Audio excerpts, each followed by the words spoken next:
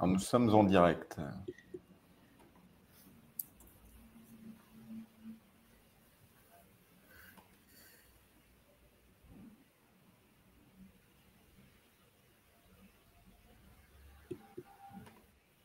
Alors,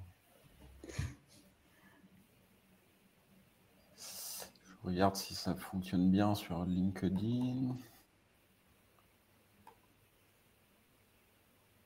Et voilà, c'est bon. Nous sommes également en direct sur LinkedIn.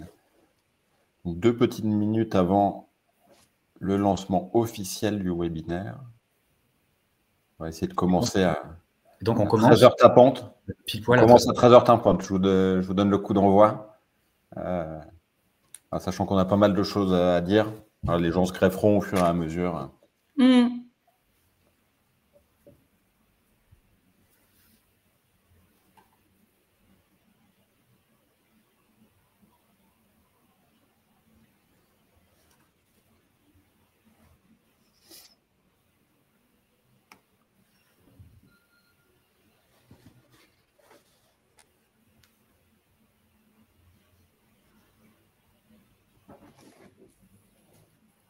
Alors, je vois que les gens commencent à arriver. Une petite minute avant le début.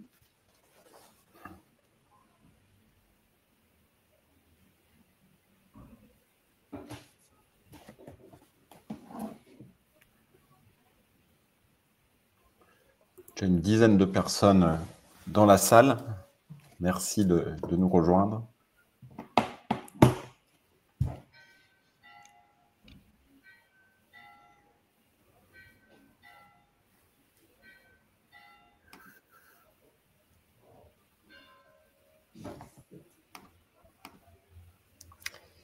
Il est 13h, on va pouvoir commencer. Donc bonjour à toutes et tous. Ravi de vous retrouver aujourd'hui pour ce webinaire où nous allons donc parler d'assurance auto et plus précisément d'assurance auto connectée. Vous avez vu, j'ai le cadre, je suis dans ma voiture pour vous accueillir et aborder ces sujets. Donc assurance auto connectée, vous avez sans doute déjà entendu parler de ces concepts que sont le Pay as you drive, le Pay how you drive. Vous avez sans doute aussi entendu parler de ces scores de conduite qui sont utilisés pour tarifer, mais pas que. Vous en avez entendu parler car ce ne sont pas des concepts tout neufs, ça existe déjà depuis plusieurs années. Mais à l'heure du digital et de la data, ce sont clairement des modèles qui sont en train de monter, qui sont de plus en plus populaires. Notamment outre-Atlantique. Aux USA, ça fait déjà plusieurs années que de nombreux acteurs ont déjà adopté la chose, avec des résultats qui sont parfois spectaculaires. Vous pouvez regarder, je vous conseille notamment de jeter un œil à Progressive, l'assureur Progressive, voilà, qui a des résultats assez impressionnants avec ces modèles. Donc, outre-Atlantique, mais aussi on voit des projets, des programmes basés sur ces méthodes se développer aux 4 coins du monde et aussi en France. Une des grandes raisons de cet essor, on en parlera plus en détail durant l'heure à venir, c'est que les technologies sont aujourd'hui particulièrement robustes. Et c'est notamment le cas de celles proposées par CMT. CMT, c'est donc Cambridge Mobile Telematics, avec qui nous avons le plaisir aujourd'hui d'organiser ce webinaire. Alors, pour vous donner quelques chiffres, si vous ne connaissez pas encore CMT, en 2025, c'est une entreprise leader, un leader mondial des solutions d'assurance connectée. Ce sont plus de 45 millions de conducteurs équipés, plus de 100 partenaires assureurs dans 25 pays. Vous voyez, je vous mets une petite slide ici. Et aujourd'hui, c'est aussi la volonté d'apporter au marché français tout ce savoir-faire. Mais qui dit données, innovation dans le cadre de l'assurance, dit obligatoirement réglementation qui arrive au tournant. Ça, on n'y échappe pas et forcément, ça soulève des questions. Vous avez peut-être vu sur mon compte depuis plusieurs mois, j'ai écrit pas mal de contenu autour de ces sujets et en retour, je reçois pas mal de questions, d'interrogations. Petit florilège, c'est quelles sont les limites juridiques en fait à l'exploitation des données de conduite en temps réel. Le fameux scoring comportemental, donc le score de conduite, est-il conforme au principe de mutualisation? Peut-on également utiliser ces données dans le cadre de la gestion de sinistres ou de la lutte contre la fraude? Donc, pas mal de questions. Et nous avons aujourd'hui la chance d'avoir des spécialistes avec nous qui vont nous aider à décrypter ces sujets. Alors, d'un côté, j'ai Maître Nicolas Defieux. Bonjour, Maître. Bonjour. Bonjour. Et merci. Alors, Maître, vous êtes avocat expert en réglementation de l'assurance. 15 ans d'expérience au service d'une clientèle qui est issue principalement du secteur, et vous possédez donc une connaissance approfondie de la réglementation et de la conformité. On a donc de la chance de vous avoir aujourd'hui, car je pense que voilà, vous êtes l'interlocuteur idéal pour éclairer tous ces défis juridiques de l'assurance auto-connectée dans le cadre de la réglementation française. Parce qu'on va le voir, il y a des particularités, forcément. Et nous avons aussi avec nous aujourd'hui Rima Ketab. Bonjour Rima. Bonjour. Rima de CMT. Donc Rima, vous accompagnez aujourd'hui les assureurs dans le déploiement des projets d'assurance connectée en France, mais aussi au Benelux. Et donc vous connaissez le sujet sur le bout des doigts, c'est votre quotidien. Et donc on a aussi bien de la chance de vous avoir pour explorer ce sujet en profondeur. On va rentrer dans le vif du sujet. Je vais vous donner la parole. Rima, on parle d'assurance auto-connectée. Tout simplement, est-ce que vous pouvez nous expliquer ce que l'on entend par là? Quel est le concept? Comment ça fonctionne? En 30 secondes, l'assurance connectée, auto-connectée, c'est quoi? En fait, l'assurance auto-connectée, c'est le nouveau terme utilisé pour la télématique, qui est un mot qui a été dans le passé couramment utilisé. L'idée est d'utiliser des données de conduite en intégrant les technologies embarquées. Concrètement, comment ça fonctionne? On va récupérer de la donnée comportementale de conduite et aussi des données contextuelles, par exemple sur l'état des routes, etc., le trafic, la météo, l'heure de la journée, etc. Pour ça, on a besoin de différents types de sources. Le cas le plus général, c'est d'utiliser un smartphone. Il faut savoir qu'un smartphone, c'est pas moins que 8 capteurs différents qui ont tous une utilité.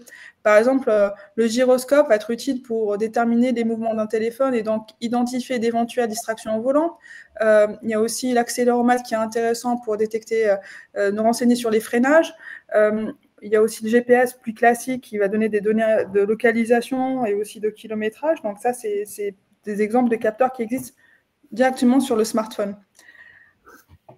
Aussi, on peut adjoindre, c'est optionnel, mais ça arrive souvent quand on propose qu'un fournisseur de solutions d'assurance connectée va vous proposer un objet connecté comme celui-ci. Celui-là, c'est le CMT, mais différentes tailles existent, qui lui a un intérêt notamment pour fiabiliser les données kilomètres. Il a aussi un intérêt pour ce qui est gestion de sinistre, par exemple. Les capteurs de cet objet et du téléphone vont récupérer de la donnée. Cette donnée-là, elle doit être transmise. Et pour qu'elle soit transmise, on va utiliser une application. L'assureur va demander à son assuré de télécharger une app qui aura pour mission de récupérer cette donnée, de la lire et de l'envoyer sur une plateforme.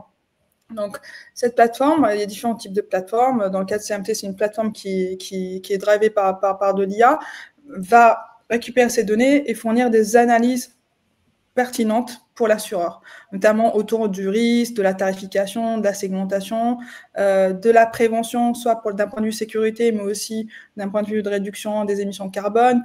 Il y a aussi des analyses intéressantes pour tout ce qui est détection d'accidents, donc de collisions, et la gestion de sinistres. Voilà un peu comment ça fonctionne. Évidemment, il y a aussi une autre source possible de données qui est de la data venant du véhicule lui-même, mais ça complique un peu la discussion aujourd'hui. Pour simplifier, on va plus se focaliser sur le téléphone et un objet connecté, par exemple. Ouais, très clair. Et on développera durant l'heure à venir les cas d'usage spécifiques justement de l'assurance connectée que tu as commencé à évoquer. Mais moi, ce que je voulais vous demander, c'était, je l'évoquais en ouverture, on voit qu'il y a un momentum aujourd'hui autour de ce sujet. Comment l'expliquer ?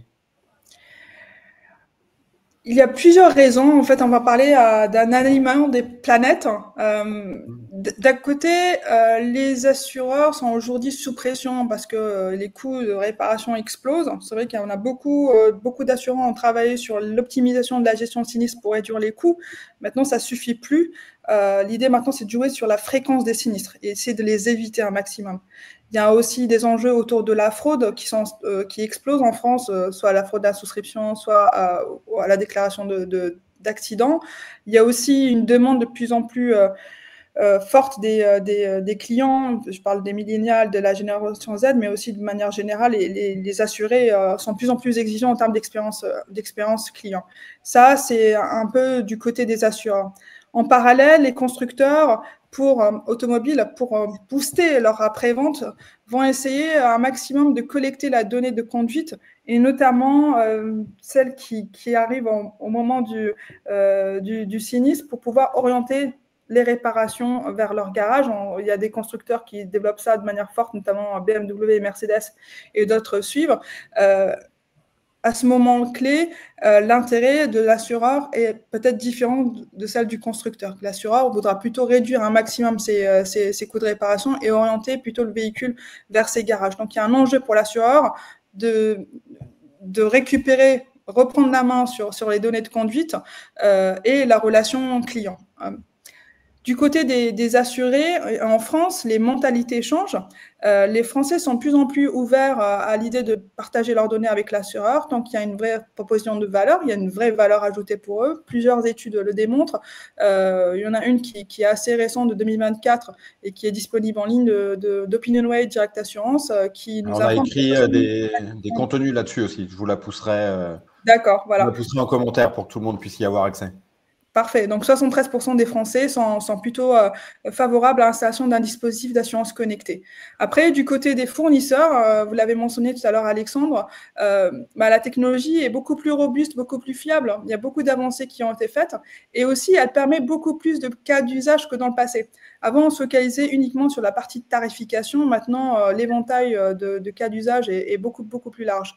Enfin, ou en tout cas pour les fournisseurs de données, de solutions d'assurance connectée, le fait d'avoir fait déjà des déploiements massifs a permis de réduire les coûts d'acquisition par l'assureur de ces tels dispositifs. Donc, ce qui fait que les coûts d'installation d'assurance connectée, de mise en place d'assurance connectée, aujourd'hui, est beaucoup plus attrayante, très largement absorbable par le niveau des primes, ce qui n'était pas le cas il y a encore quelques années. Ok, très clair. Donc on voit qu'il y a clairement un contexte aujourd'hui qui est favorable à l'essor, à l'émergence de ces modèles, à la fois côté assureurs, groupes d'assurance qui peuvent en tirer de multiples bénéfices, à la fois aussi côté assurés, parce qu'il y a une acculturation aussi, je pense, qui se passe de manière naturelle. Aujourd'hui, ça fait une vingtaine d'années qu'on utilise des outils digitaux, de la data au quotidien, et donc on partage aussi de la data. Donc ça lève, je pense, certaines barrières. Reste aujourd'hui la question fondamentale du cadre juridique. Et c'est là qu'on va rentrer un peu plus dans le cœur du sujet avec Maître Defieux. Ma première question, elle va être toute simple, hein, c'est existe-t-il aujourd'hui des freins ou des limites juridiques à l'exploitation des données ? Ces données, c'est le comportement au volant, c'est la géolocalisation, c'est potentiellement les données concernant un impact en cas de sinistre. Donc des freins à l'utilisation de ces données pour réaliser de la prévention, tarifer une prime d'assurance ou éventuellement gérer des sinistres. Alors, à titre liminaire, on peut dire deux choses sur les données télématiques utilisées dans le cadre de l'assurance auto. Premièrement, est-ce que ce sont des données à caractère personnel ? Et là, la réponse est oui, on est sur des données liées à la conduite de l'assuré. Donc, on l'a vu, un freinage, accélération, vitesse, mais aussi localisation. L'idée étant d'attribuer un score et de potentiellement donc récompenser l'assuré en lui octroyant une réduction tarifaire. Ce sont bien des données à caractère personnel puisqu'on peut les associer à une personne identifiable. Donc, le RGPD, que tout le monde connaît, le règlement européen sur la protection des données, va s'appliquer. Deuxièmement, les données télématiques soulèvent un certain nombre de préoccupations, évidemment, des préoccupations légitimes, car qui dit boîtier ou application mobile embarquée dans le véhicule, dit mouchard, et donc risque pour la vie privée. Notamment les données de localisation. La CNIL s'est toujours montrée réticente, parce que ce sont des données qui vont permettre de déduire le lieu de travail de la personne, son domicile, mais aussi ses centres d'intérêt, ses loisirs, potentiellement sa religion, etc. Donc, il y a un besoin d'encadrement réglementaire. On a déjà des choses, mais ça va certainement se poursuivre dans les années qui viennent avec l'évolution des technologies, certainement. Donc, pour l'instant, les textes de référence, qu'est-ce qu'on a? On a surtout les lignes directrices du Comité européen de la protection des données, adoptées le 9 mars 2021, et on a un pacte de conformité de la CNIL relatif aux véhicules connectés d'octobre 2017. On a aussi un projet de recommandation qui est en cours d'élaboration par la CNIL sur les données de localisation, mais qui n'est pas encore entré en vigueur. Donc ces textes, en fait, viennent décliner les règles principales du RGPD pour les données télématiques. Donc la nature, quelles données pourront être collectées, pour quelle finalité de traitement, quelle base juridique, quelle information doit être donnée aux personnes, quels sont leurs droits, les durées de conservation aussi des données, pour citer donc les principaux points, mais il y en a d'autres, les mesures de sécurité à mettre en place notamment. Donc on n'a évidemment pas le temps de tout développer ici. Je vais simplement aborder, en les résumant, quelques aspects donc liés au consentement, aux finalités et aux données qu'on peut collecter, les données télématiques qu'on peut collecter et traiter. Le premier point concerne celui de l'accès aux données télématiques. Et là, on va distinguer l'accès aux données du traitement proprement dit. Donc on a deux étapes qui doivent chacune avoir une base légale. Pour l'accès aux données, la base juridique, la base légale, donc c'est forcément le consentement de la personne. Donc le prestataire qui fournit le service télématique, par exemple CMT, qui va capter les données, qui va les stocker, doit recueillir le consentement de la personne. Ensuite, le traitement proprement dit, vous savez que, donc d'après le RGPD, chaque traitement de données doit reposer sur une finalité bien déterminée par le responsable de traitement. Ici, le responsable de traitement, donc, ce sera l'assureur dans le cadre du contrat d'assurance, basé sur l'utilisation, donc la conduite du véhicule. Comme finalité, pour le traitement des données télématiques, on va avoir notamment la finalité de la tarification en fonction de la conduite, on va avoir la finalité de la gestion de sinistres, la finalité de la lutte contre la fraude, par exemple.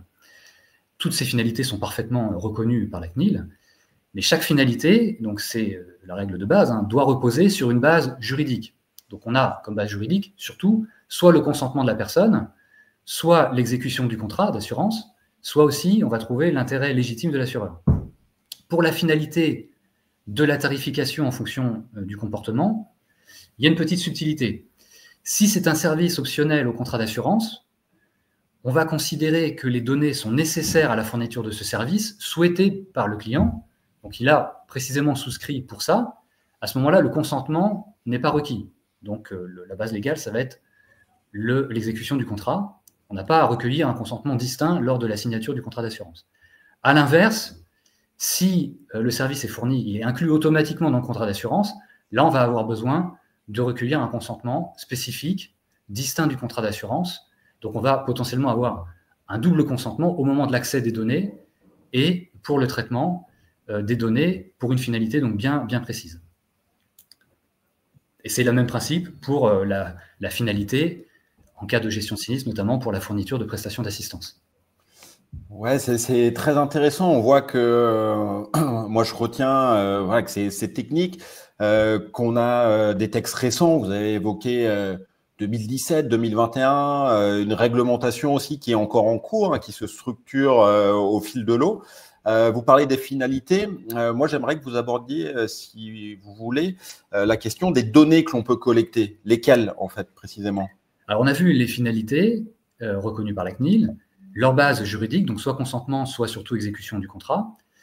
Donc, on a un cadre, je dirais, parfaitement où la collecte de données est possible.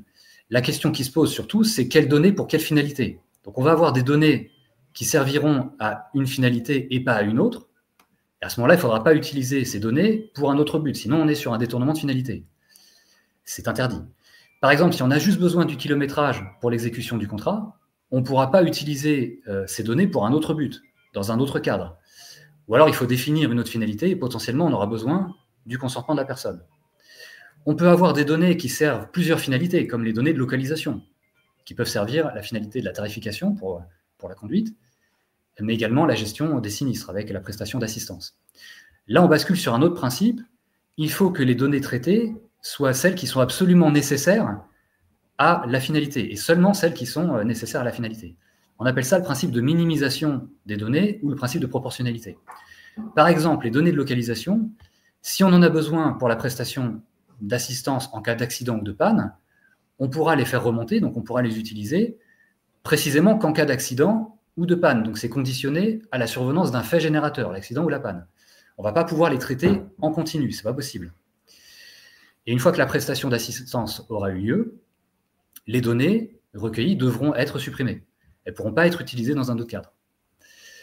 Autre point, la CNIL dit que les données relatives aux infractions ne peuvent pas être traitées par des personnes morales ne gérant pas de service public, sauf pour l'exercice des droits de la défense en cas de contentieux. Et c'est un point important, ça va concerner quelles données? Ça va concerner les données de vitesse instantanée associées à la géolocalisation du véhicule, parce que ces données vont permettre potentiellement donc d'identifier des infractions au code de la route, franchissement de ligne ou excès de vitesse. Et ça, normalement, un assureur ne peut pas traiter de telles données, puisque l'assureur est une personne morale ne gérant pas de service public. Oui, ok, mais dès lors, comment faire pour pouvoir malgré tout utiliser des données qui seraient liées à la vitesse et conjuguées à la géolocalisation, en fait? Alors, c'est possible. Une conciliation va s'opérer, et donc c'est la CNIL dans ces textes, dans ces différents textes qui, effectivement, établit une petite subtilité. Elle va distinguer les données brutes et les données qu'elle va appeler de résultats. Les données brutes, ce sont toutes les données en temps réel, en fait, enregistrées par le boîtier ou l'application mobile, comme donc des données de localisation en temps réel ou vitesse instantanée. Ça, ce sont les données brutes. Après, vous avez les données de résultats qui sont en fait les données agrégées par le prestataire de service qui recueille les données avec un boîtier ou une application mobile. Par exemple, CNT va fournir une synthèse à l'assureur, donc simplement des données de résultats, une synthèse, notamment pour établir un score, pour les besoins du contrat d'assurance, et notamment donc, la tarification basée sur la conduite. Dans ce cadre-là, la CNIL recommande que l'assureur ne puisse pas accéder aux données brutes, mais seulement aux données de résultats, par exemple, au score, correspondant aux habitudes de conduite, et donc c'est pour garantir le respect du principe de minimisation, donc simplement accès aux données de résultats, et la CNIL recommande que le prestataire de service, par exemple CNT, celui qui fournit le boîtier, ou l'application mobile, qui se sert de l'application mobile, lui peut accéder aux données brutes, donc les données en temps réel, pour établir notamment le scoring, mais il peut le faire que de manière anonymisée, c'est-à-dire sans connaître les noms des utilisateurs. Donc ça, c'est pour garantir le fait qu'il ne puisse pas faire le lien entre une infraction et un assuré nommément désigné. Donc on voit qu'on peut traiter un certain nombre de données liées au comportement au volant, mais ce n'est pas sans limite.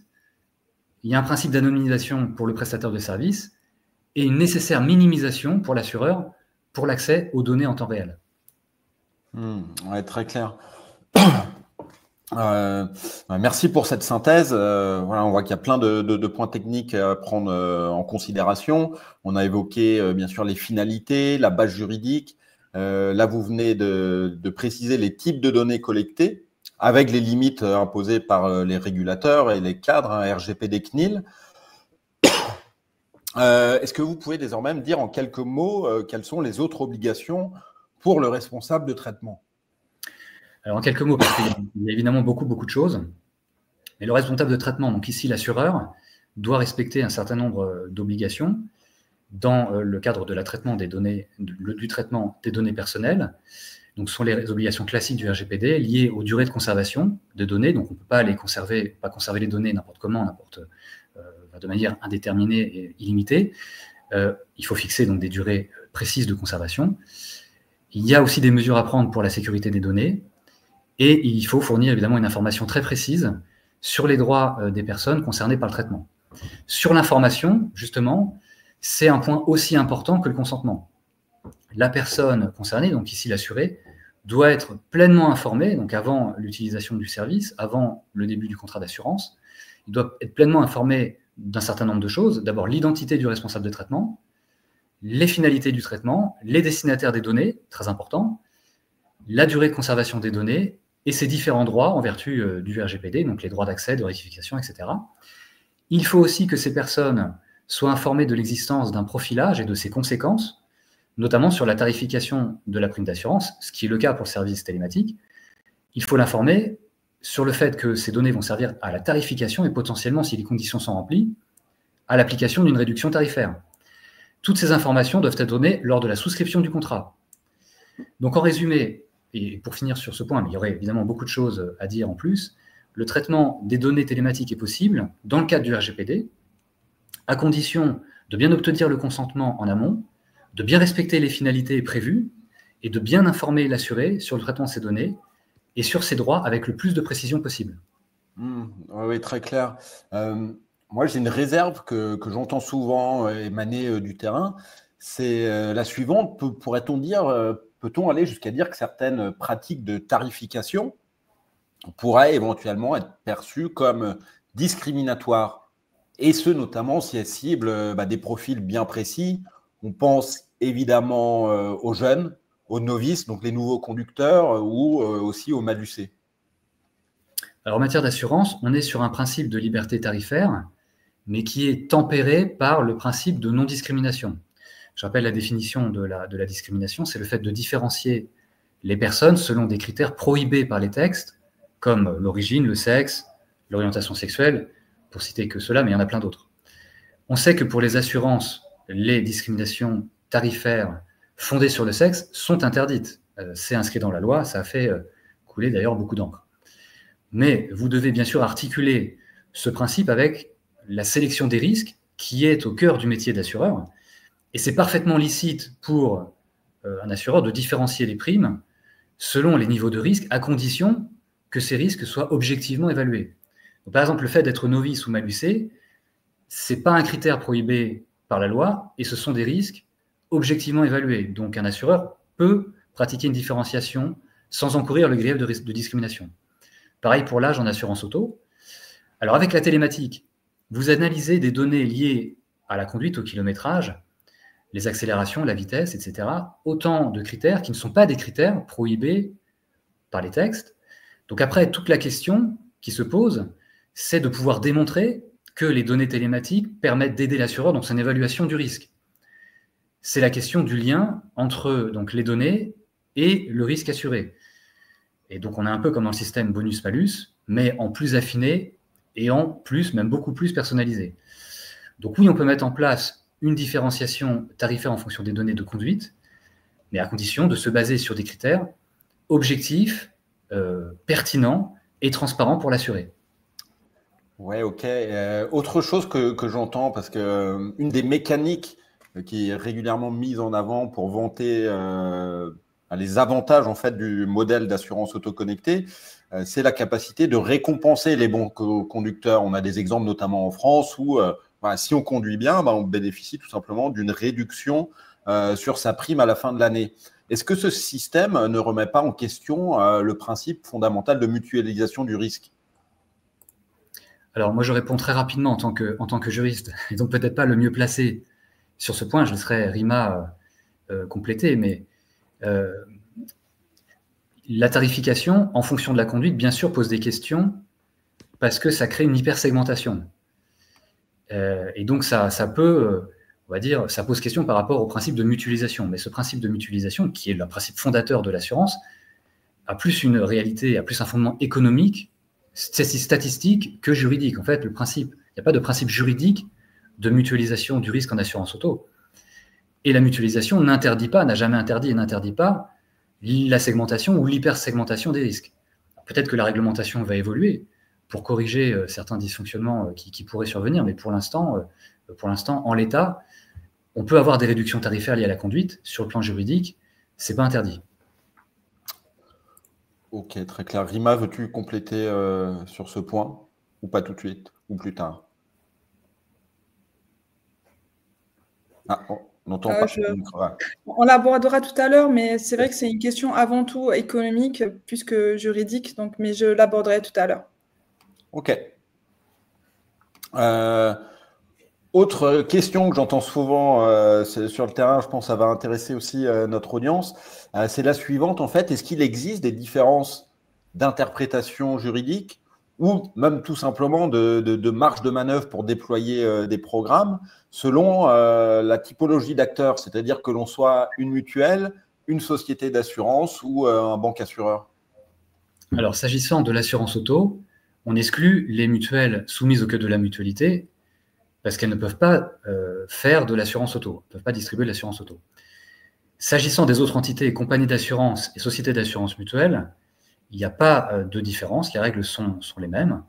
Donc, il n'y a pas de différence sur ce point. Je réponds très rapidement, mais moi, je n'ai pas vu, effectivement, en l'état, il n'y a pas de différence sur ce point. Ok, très bien. Merci beaucoup, Maître, pour ce tour d'horizon et cette synthèse très claire autour des principaux enjeux réglementaires, du cadre réglementaire lié autour du modèle d'assurance auto-connectée, qu'on va désormais développer un peu plus précisément avec vous, Rima. Ce fameux scoring comportemental, le score CMT. Donc concrètement, est-ce que vous pouvez nous dire ce qu'est le score CMT développé par l'entreprise? Quelle est sa valeur ajoutée un peu par rapport au système traditionnel et historique du bonus-malus? Et pouvez-vous nous parler aussi de sa robustesse aujourd'hui?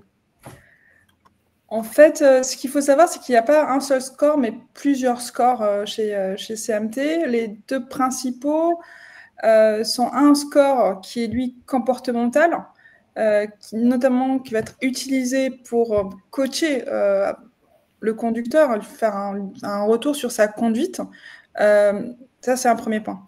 Il y a un deuxième score qui, lui, chez nous, ça s'appelle le premium score, qui, lui, a plus à destination des actuaires. Ce qui est le plus déployé dans l'industrie aujourd'hui, c'est plutôt le score comportemental. Hein. Je parle de l'écosystème des fournisseurs de données télématiques. Mis à part CMT, à date, personne ne va fournir un score qui est viable pour des besoins d'actuaires.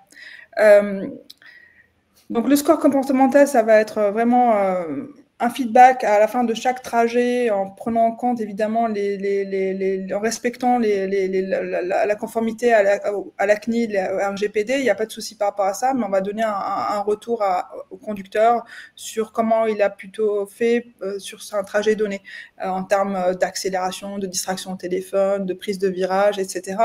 C'est très utile pour le coacher et l'aider à s'améliorer. Le score, en partant de ces données de conduite, on va calculer un score premium qui, lui, est sur une base de 90 jours et sur beaucoup plus de kilomètres de trajet. Il est robuste, il a été notamment entraîné sur, et tu peux passer à la slide d'après, sur des... parce qu'on a un volume de données énorme, on a plus de 45 millions de conducteurs à travers le monde, et ça nous fournit à beaucoup de données, mais le Premium Score, lui, il a été entraîné sur un jeu de données assez conséquent. Je sais qu'il y a quelques actuaires qui participent au call et je serais ravi d'échanger avec eux plus avant dessus, mais ça a été entraîné sur des milliards de kilomètres et a été validé sur des centaines de millions de kilomètres. Donc, c'est très, très robuste.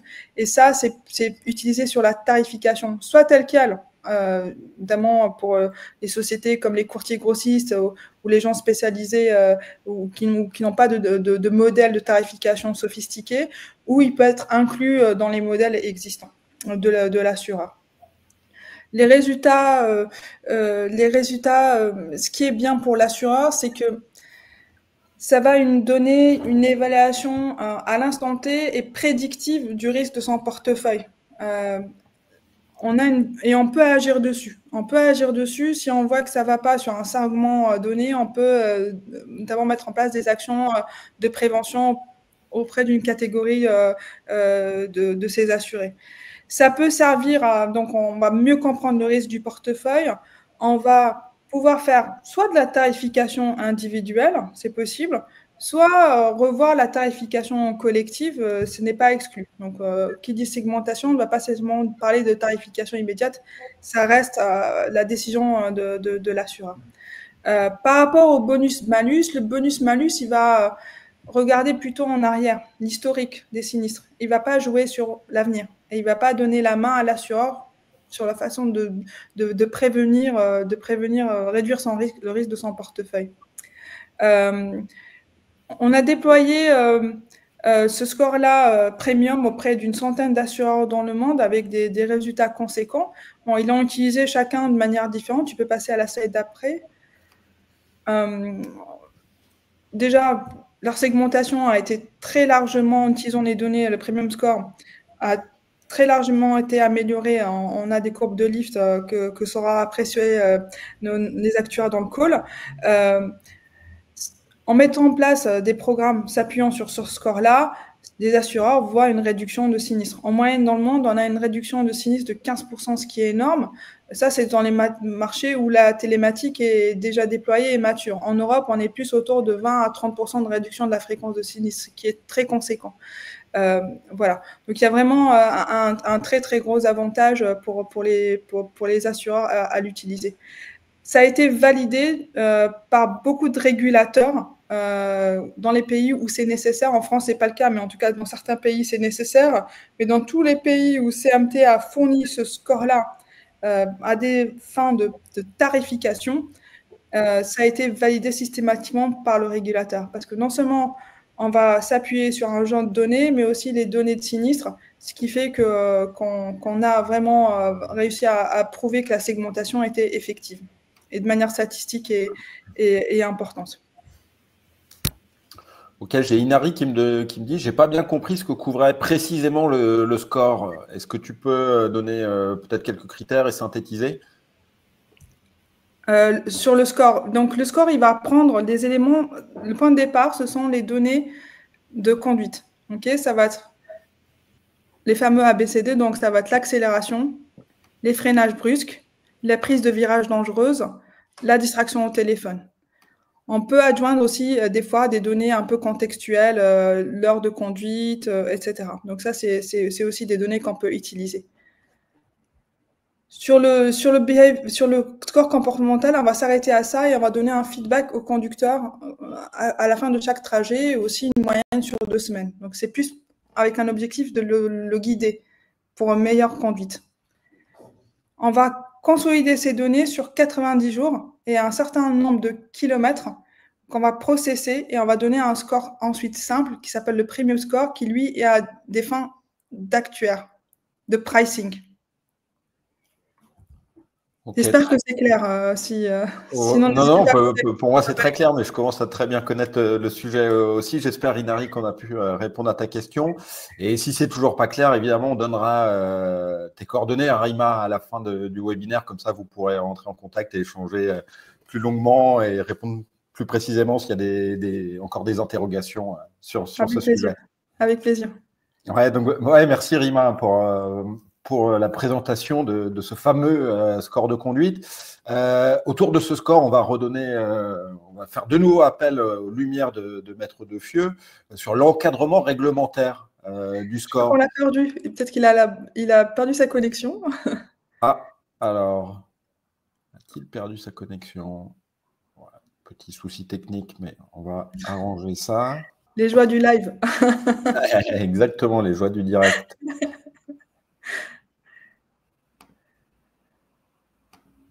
Alors, j'ai un message de sa part. Moi, je ne le vois pas en salle d'attente.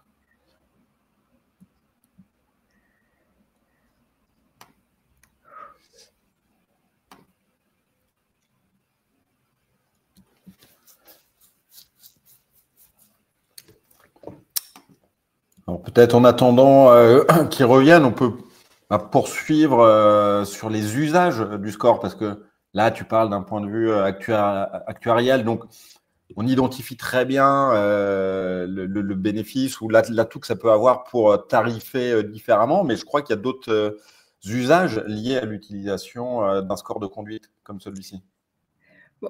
Très clairement, il y a d'autres cas d'usage possibles.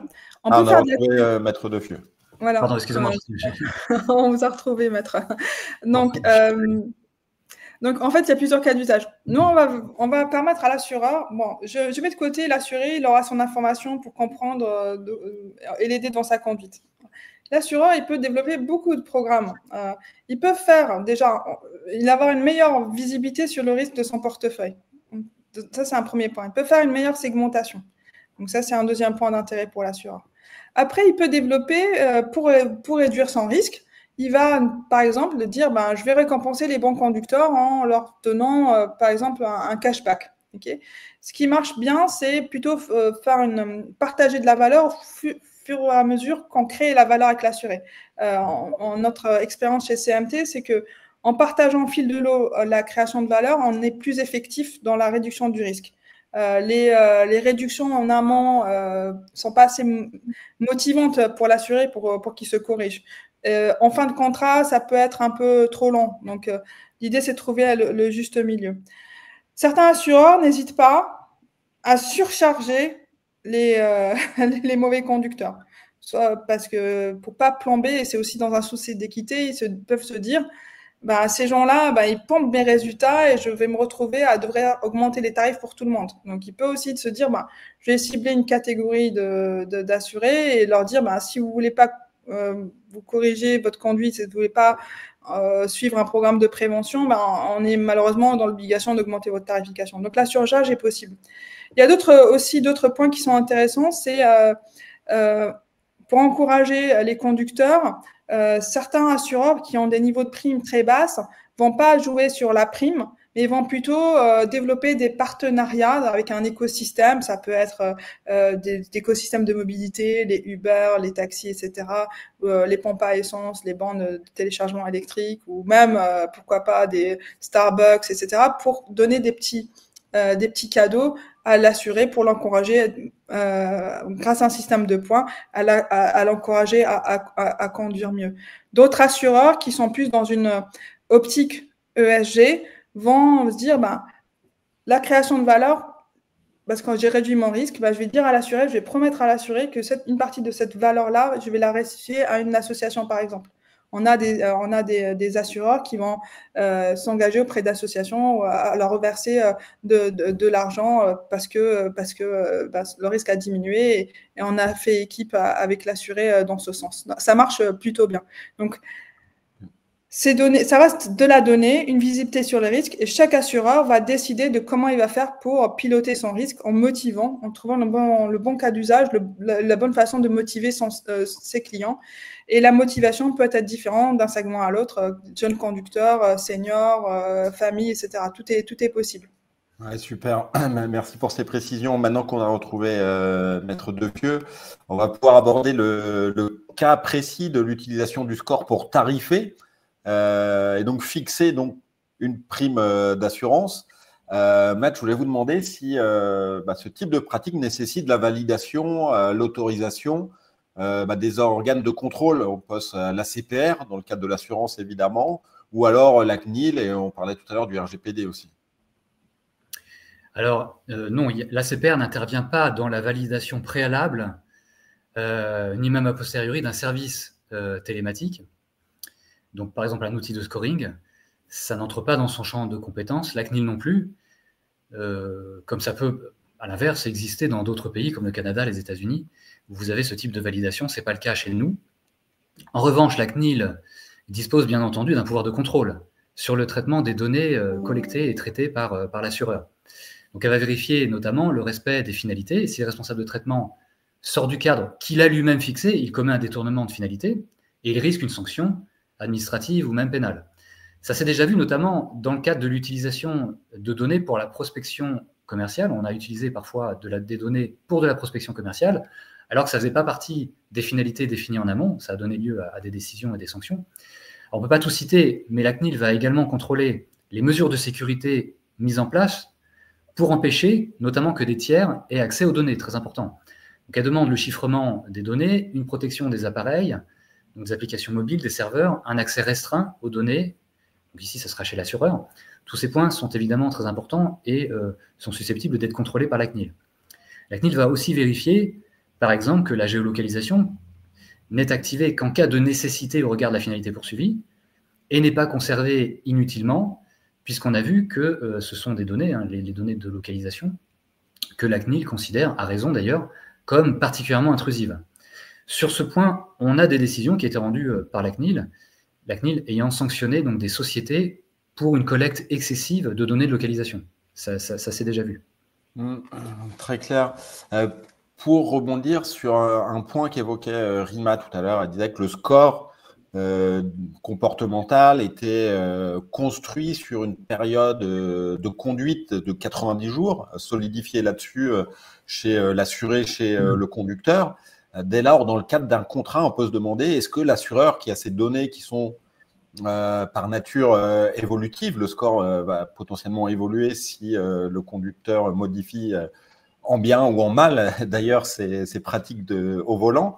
L'assureur peut-il revoir à la hausse ou à la baisse la tarification au cours de la vie du contrat? Alors, en cours de contrat, le principe, c'est l'intangibilité de la prime d'assurance. Mais il y a bien entendu des exceptions. On ne va pas toutes les citer, mais la principale, c'est qu'à l'intérieur du contrat d'assurance, il y ait une clause de réduction, une clause de révision tarifaire, donc à la hausse ou à la baisse, ça sera une clause de réduction tarifaire. Clause de révision tarifaire, donc dans ce cas, l'assureur peut éventuellement majorer la prime sans accord de l'assuré, mais l'assuré reste libre, c'est la contrepartie, il a la liberté de résilier s'il n'est pas d'accord avec la majoration tarifaire. Et dans le cas d'une baisse, du coup, là, on l'évoquait, une réduction, c'est possible? Pour la baisse de tarif, c'est un peu le même principe pour la baisse de tarif. Vous pouvez avoir au sein du contrat d'assurance une clause permettant une réduction tarifaire, mais là aussi, il faut définir très précisément les conditions. Donc tout l'enjeu, c'est de définir le mode de calcul, les modalités et le mode de calcul de cette réduction tarifaire et de bien informer l'assuré de ces modalités. Par exemple, si un scoring proposé, le contrat doit indiquer à partir de quel score l'assuré peut prétendre à une réduction tarifaire et comment s'effectue le calcul. L'idée, c'est bien sûr que l'assuré soit en mesure de comprendre comment la réduction a été calculée pour lui. L'information doit évidemment être la plus précise possible. Ce qui suppose de donner à l'assuré accès aux données télématiques qui concernent et qui vont l'aider à comprendre comment le score et la réduction tarifaire a été calculé. Ok, merci beaucoup, c'est limpide, je crois. Il nous reste un quart d'heure, on va pouvoir rentrer dans la dernière ligne droite de ce webinaire avec l'évocation encore ici d'un cas d'usage particulier, c'est le recours aux données pour la gestion de sinistres. Ce n'est pas forcément l'utilisation qu'on identifie de prime abord. On pense évidemment au côté actuarial, à la tarification. Mais je vais demander à Rima. Rima, quels sont les usages concrets qui sont permis aujourd'hui par la technologie et les solutions CMT pour le traitement des sinistres? Il y a l'assurance autoconnectée aujourd'hui fournit beaucoup de cas d'usage supplémentaires par rapport à ce qui existait dans le passé. On est capable aujourd'hui de détecter les accidents en temps réel. Non seulement de les détecter en temps réel, mais de donner beaucoup d'informations à l'assureur qui pourra, avec ces informations, piloter le parcours client qu'il souhaite mettre en place. Donc, que l'accident soit plutôt léger, sévère ou moyen. Il y a une différence par rapport au système, et vous pouvez passer à la slide d'après, au système d'e-call. Le système e-call il est largement déployé, en tout cas sur les véhicules récents. Il a été plutôt mis en place pour détection d'accidents graves dans lesquels il y a eu un déclenchement de l'airbag. Les solutions d'assurance connectée pour la gestion de sinistre sont plutôt là pour accompagner la gestion du sinistre, justement. Donc, dans les deux cas, l'information sera envoyée au service de secours. Et l'idée, vraiment, c'est que les solutions d'assurance connectée sont là pour compléter l'e-call et évidemment pas les remplacer. Mais il y a d'autres avantages aussi qu'ils peuvent fournir, notamment la notification de l'assureur en temps réel de l'accident, alors qu'aujourd'hui, ce n'est pas le cas. Et on avait parlé tout en amont, notamment du cas des constructeurs automobiles qui veulent orienter les véhicules vers leur garage pour les réparations en cas d'accident. Il y a un vrai intérêt pour l'assureur d'être aussi informé en même temps pour pouvoir aussi orienter vers les garages partenaires. L'e-call va détecter plutôt les accidents graves avec détection de l'airbag. Avec les systèmes d'assurance connectés, on va détecter le sinistre, quelle que soit sa sévérité. Et il y a aussi d'autres informations utiles dans la gestion de sinistre pour comprendre un peu le contexte de l'accident. Donc voilà. Là, une autre différence importante est que pour les systèmes e-call, c'est plutôt pour les véhicules récents. Pour les solutions d'assurance connectée, on est plutôt agnostique de l'âge du véhicule. C'est plutôt orienté véhicule particulier, utilitaire léger. Et aujourd'hui, l'état de l'art, c'est qu'on est capable à la fois d'adresser les 4 roues aussi bien que les 2 roues. Donc, il y a certains avantages qui sont fournis avec l'assurance connectée qui qui n'existe pas aujourd'hui avec l'e-call. Après, quelles sont ces données-là? De quoi on parle concrètement pour les données sinistres? Si vous pouvez passer à la slide d'après. Donc, on est capable, ça c'est un échantillon de données qu'on est capable de remonter à l'assureur, et ces données-là, en fait, elles sont disponibles dans les 7 minutes, c'est remonté automatiquement dans les systèmes de l'assureur. Donc, des informations sur la date et lieu de la collision, il y aura des informations sur le sinistre même, la sévérité, la zone d'impact. Les outils de GenAI sont capables de faire une descriptive de l'accident, des informations de contexte. On a vu que c'était des données de résultats, donc elles sont exploitables par l'assureur à des fins de gestion de sinistre, des informations de cartographie, par exemple, etc., etc. Donc, il y a beaucoup d'informations aujourd'hui qui sont utiles et qui sont remontables automatiquement à l'assureur. J'ai une question de Sébastien Epias. Merci d'être avec nous aujourd'hui, de participer au webinaire, qui me demande sur le modèle du premium score et des sinistres. Évidemment, on a les contrats particuliers, les contrats flotte aussi. Quel type de sinistre rentre en ligne de compte entre les deux? Est-ce que tu peux nous préciser ça? Je prends le point. Si la personne veut bien me dire, je ne connais pas le détail je n'ai pas la réponse à cette question-là. Si vous voulez bien, je vois que c'est un LinkedIn user anonyme. Ouais, c'est Sébastien Epias. Je prends le point et je reviens vers vous si ça vous va bien. En tout cas, c'est sûr, ça a été. On a entraîné le premium score avec des données de plusieurs assureurs par contre, ils ont un portefeuille télématique de plusieurs millions d'assurés sur des longues périodes de données.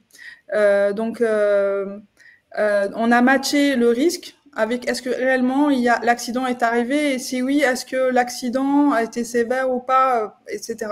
Donc ça, ça sur le coup, je serais heureuse de revenir vers vous avec plus de détails. Super, on va faire comme ça. Tu parlais de la gestion de sinistre côté assureur et de tous les bénéfices que ça apporte. Et côté client, je crois que tu as des exemples concrets avec des chiffres que tu pourrais partager. Côté client, en fait, ces données-là, vu qu'on les remonte automatiquement à l'assureur, il peut en faire plein de choses. Il peut faire, on a un exemple par exemple avec un assureur en Allemagne qui s'appelle Hukobo. Lui, il a un portefeuille télématique de 650 000 conducteurs. Avec ces données, il va faire des déclarations pré-remplies en fait. Il va envoyer déjà sur l'app directement, il va s'enquérir de l'état de son assuré. C'est toujours agréable, de manière proactive. Donc déjà, c'est un premier point, la proactivité. Il va envoyer les données de manière pré-remplie sur la déclaration de sinistre. Donc la personne va juste valider les éléments. Ça augmente, ça améliore de manière importante le parcours client.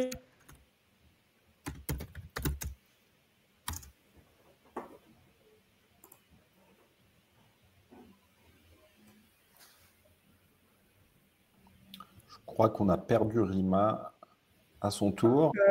On a été coupé. Je sais pas où on a été coupé. Ah, j'ai retrouvé. Donc, de 10 secondes. Donc, tu peux en prendre juste 10 secondes en arrière et on sera bon. Donc, je disais, donc dans l'exemple que je cite, c'est Hukobourg. Donc, il va utiliser ces données pour la déclaration pré-remplie. Il va moduler l'expérience client en fonction de la sévérité de l'accident. Il va aussi outiller mieux les gestionnaires. Parce que quand ils appelleront, pour le coup, l'assuré, ils ne vont pas passer beaucoup de temps à le questionner, ils vont plus faire de la validation, ils auront plus de temps pour répondre aux questions de l'assuré. Donc, c'est des gains importants. On a fait cet exercice-là précisément avec des assureurs en France.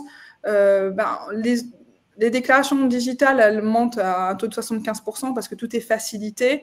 On peut espérer aussi 10 minutes de temps d'appel réduit sur vos centres de relations clients, mais ces 10 minutes, vous pouvez les utiliser pour justement faire de l'empathie.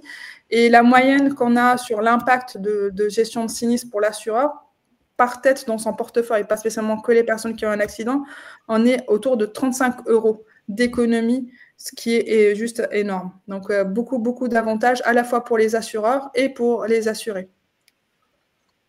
Ouais, donc un vrai cercle vertueux qui peut être mis en place, mais encore une fois, se pose la question de la réglementation.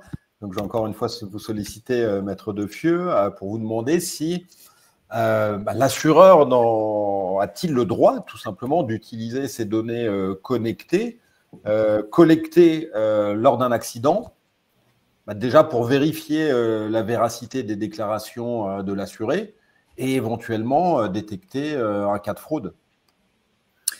Alors, sur le principe, oui, mais il faut évidemment bien encadrer la chose.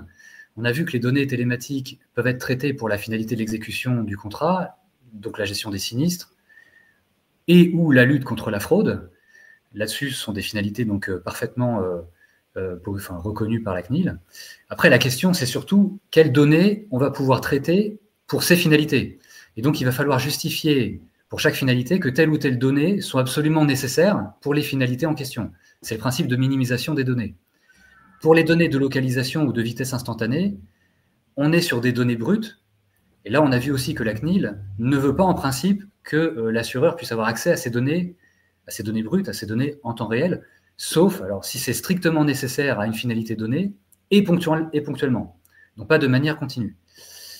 L'assuré, lui, devra être informé très précisément de l'identité des destinataires des données, notamment si un expert est mandaté par l'assureur, un expert dans le cadre mandaté, dans le cadre d'une gestion de sinistre.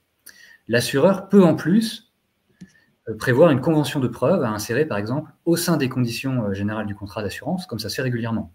Ouais, excusez-moi, une convention de preuve, c'est quoi exactement? Parce que je ne suis pas spécialiste, peut-être tout le monde n'est pas spécialiste de ça. Bien sûr, bien sûr. Ce sont des dispositions contractuelles qui vont venir aménager les modalités de preuve entre les parties.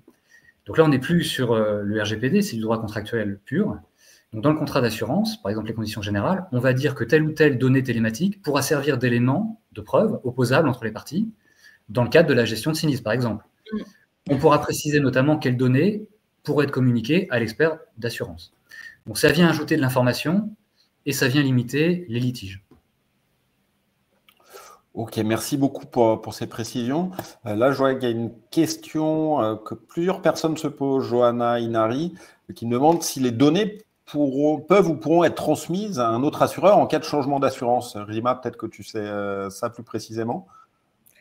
Je pense qu'il y a des choses qui sont en train d'évoluer dans le cadre de la nouvelle réglementation FIDA. J'en parlais ce matin, si vous voulez aller voir sur mon LinkedIn, je fais un peu de pub.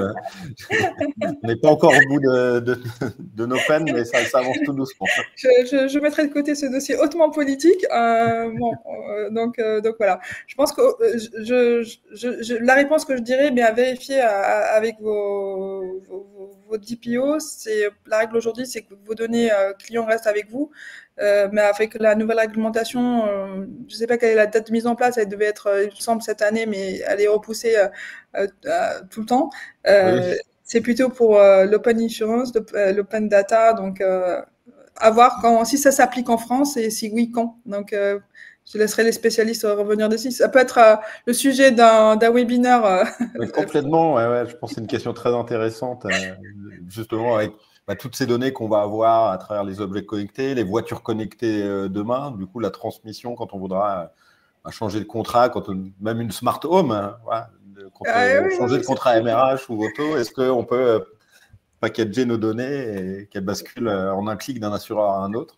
Est-ce que ce sera ça le futur? Voilà, c'est des sujets qu'on va suivre de près également. Oui. On arrive bientôt à la fin, 2 minutes. Si on devait récapituler les points importants avec Maître Defieux, qu'on ait une synthèse courte et claire, je vais vous poser 3-4 questions. Maître, a-t-on le droit de collecter toutes les données de conduite? Alors, c'est une gageure de répondre évidemment aussi rapidement, mais donc pour me soumettre à cet exercice, je dirais oui, dans le respect du RGPD et pour des finalités bien déterminées. A-t-on le droit de personnaliser les primes en fonction du comportement au volant? Alors oui, dès lors qu'on respecte le principe de non-discrimination, bien sûr, et en se basant sur des critères objectifs, pertinents et transparents. A-t-on le droit d'ajuster la prime en cours de contrat, que ce soit à la hausse ou à la baisse? Oui, si les conditions sont clairement définies dans le contrat. Et enfin, a-t-on le droit d'utiliser n'importe quelle donnée en cas de sinistre? Oui, y compris comme élément de preuve, là encore dans le respect du RGPD. Merci beaucoup. 59 minutes, 30 secondes. Je crois qu'on a tenu les délais. Merci beaucoup. Merci à vous deux déjà pour vos lumières, toutes ces précisions. Hein, c'est des sujets passionnants. Je mets vos coordonnées ici comme ça, parce que je vois qu'il y a eu plein de questions. Je n'ai pas eu le temps de toutes les mettre en avant. Donc, surtout, n'hésitez pas, que ce soit pour des questions réglementaires, juridiques, à contacter Maître Defieux. Si vous avez des questions plus sur le score de conduite, l'assurance auto-connectée, si vous voulez envisager de déployer ce type de modèle chez vous, RIMA se fera un plaisir de vous répondre. De mon côté, je vous précise que le webinaire sera disponible en replay également. Sera également hébergé sur ma chaîne YouTube. Donc voilà, si vous voulez le récupérer, le partager à vos équipes en interne, surtout n'hésitez pas. Je peux proposer quelque chose? Oui, bien sûr. On n'a pas eu le temps de répondre à toutes les questions, notamment la question de la mutualisation et aussi d'autres questions du chat. Ce qu'on peut proposer, c'est de collecter vos questions. N'hésitez pas aussi à nous en envoyer et on pourra faire une publication avec les réponses. Très bonne idée, ouais. Comme ça donnera aussi du souffle. On maintiendra le momentum de ce moment. Voilà, 14 heures. Un grand merci à toutes et tous de nous avoir suivis. Je vois, on était quasiment une trentaine en permanence du début à la fin. Donc, un grand merci pour cela. Moi, je vous dis à très vite. Merci Rima, merci Maître Defieux. Merci à vous deux. Merci à tous. Au revoir. Bonne journée. Merci.